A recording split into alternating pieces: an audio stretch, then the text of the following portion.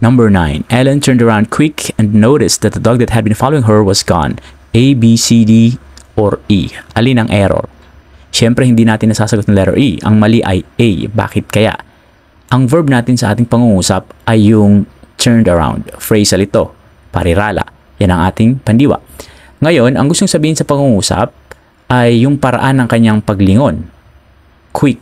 Mali dahil ang salitang quick ay adjective at ang kayang i-describe ng adjective ay noun and pronoun. So, hindi niya kayang i-describe yung turned around kasi verb yun. So, dapat ang ilagay natin na salita ay hindi quick, kundi ay quickly.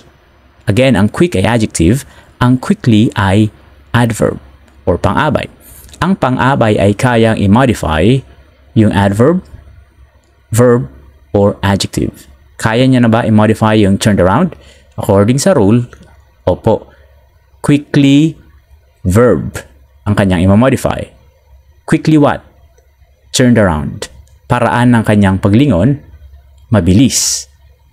Si Ellen ay lumingon ng mabilis at napansin na ang asong sumusunod sa kanya ay wala na or nawala na.